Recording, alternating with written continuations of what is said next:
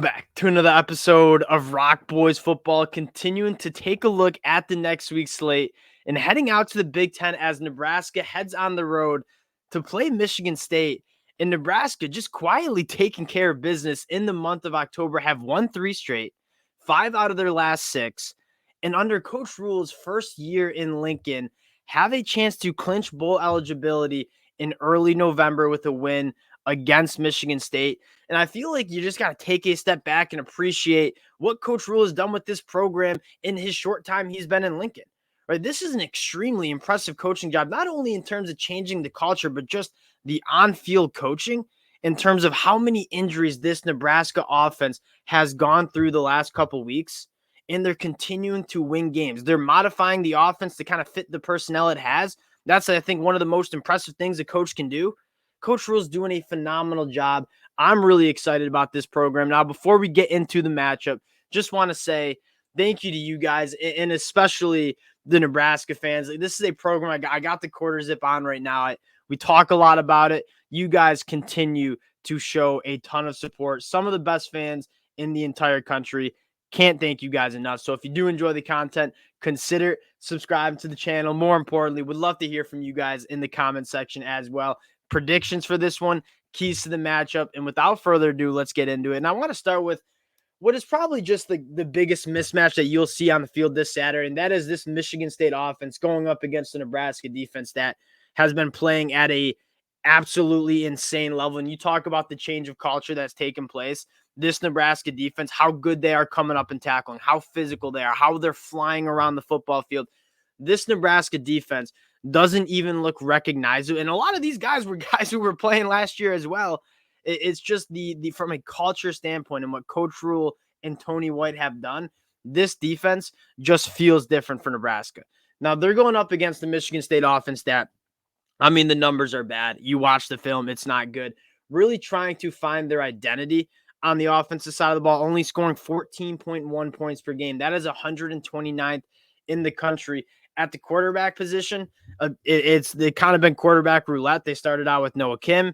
They go to Caden Hauser. They sprinkled the true freshman Sam Levitt, just kind of trying to find some sort of spark in this offense. And quite frankly, it hasn't really happened. And I think it starts with just their inability to run the football, right? You look at their run, 3.4 yards per carry. That's 112th in the country. Now, they have a really good running back in Noah Carter. I just don't think they have the guys up front to really create much movement, create much space for Noah Carter. So in turn, like their running game really struggling when they go to the air. I mean, only completing 55% of their balls. That's 112th for only 5.7 yards per pass. That's 125th. So you look at this Michigan State offense, not really much of an identity. Do they want to run the football? Do they want to lean on their quarterback? Neither has really worked. I don't think they have great playmakers around the quarterback, and they struggle to win the line of scrimmage. You combine all those three things, like that's kind of how you result in a 14.1 points per game average, which is 129th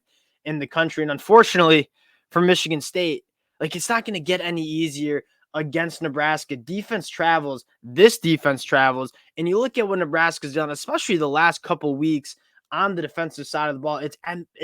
It's been dominant, and these guys are flying around the football field, creating negative plays. We saw the turnovers start to happen against Purdue as well. Take a look at what they're doing against the run game. It obviously starts with Big Nash, Ty Robinson, really good play from the linebackers, 2.6 yards per carry. That's top 5 in the country in terms of allowed for opposing running backs. Like, it is extremely hard to run the football against this Nebraska front seven. And what I think the story is, and we talked a little bit about it yesterday, you have some absolute dudes up front in Nash and Ty Robinson. But what I think they're doing so well is they're winning the line of scrimmage, and they're allowing those second-level defenders to fly in and make plays, right? Isaac Gifford consistently finding himself behind the line of scrimmage. You're even seeing Omar Brown coming in and coming downhill, firing downhill, and creating some negative plays. I think it starts up front in terms of those guys winning the point of attack, Ty Robinson, Nash, Hutchmaker. That being said, like the second level defenders and how they just flow to the football, fly around the field. That's really, I think, the story of how this defense has been so solid. And what I love the most is they're creating a lot of negative plays. And that is Tony White's specialty. The 3-3-5 defense, you want to create negative plays, create those third and long situations, and you get in those multiple blitz packages, those multiple coverage packages. That's when Tony White really starts to cook. 8 tackles for a loss against Purdue. You go back to Northwestern, I believe they had 14 tackles for a loss. Like, Nebraska is living behind the line of scrimmage, creating those negative plays. And that's when you're starting to see the turnovers happen as well, which I think is kind of the perfect recipe for Nebraska. You take a look at this secondary, only allowing a 59% completion percentage, solid. What is most impressive, 6 yards per pass. That's 12th in the country. So even if they're giving you some short completions, what is Nebraska doing? They're coming up and tackling, not giving much yards after the catch. That is something we saw Nebraska struggle with the last couple of years. Those guys in the secondary coming up and kind of making plays. Tommy Hill, 2 picks yesterday or 2 days ago against Purdue. We said the turnovers are going to happen. Like, Nebraska's creating too much havoc for not these turnovers not to be taking place. And we saw against Purdue those turnovers start to take place. This is a Michigan State offense that really struggles throwing interceptions. I think you can see Nebraska get their hands on a few passes this weekend. Another thing the pressure on the quarterback. I mean, like, not only Nash and Ty from the inside, incredible pass rush win rates, Prince Will U, like Jamari Butler, they have a lot of guys who can create havoc, create negative plays in those third and long situations. You combine all that, right? Stopping the run, creating negative plays, and then getting into those blitz packages on third and long. That's the result of what you're seeing Nebraska's defense just be absolutely dominant in. Now, flipping sides of the ball, Michigan State, a solid defense, right? And the numbers don't show it as much, but I think that's more of a result, kind of similar to Nebraska. Nebraska would have better numbers on defense if the Nebraska offense didn't put them in so many bad spots. Michigan State, 29.7 points per game. That's 90th in the country. Pretty solid against the run, right? 3.7 yards per carry. That's top 40. Secondary still struggling to give up the big play. My take on this Michigan State defense, they got some good linebackers in Jordan Hall and Cal Halliday. I think it's a solid group. I don't think it's an elite group. I'm really interested to see if Nebraska can continue to find some success on the offensive side of the ball. And you look at it, they're slowly putting it together. And I think Matt Rhule made a really good point a couple of weeks ago in his press conference. And that's saying, we know what our identity is on the offensive side of the ball. We want to run the football and be physical at the point of attack. And don't get confused with identity and what you necessarily do amazing, right? Because they're still working on developing this run game, but at least they know what they want to do when they take that field every single Saturday, and they're getting better at it. Like, I think this offensive line, even with the injuries, taking some steps in the right direction, especially in the run game. And you got a guy like Emmett Johnson.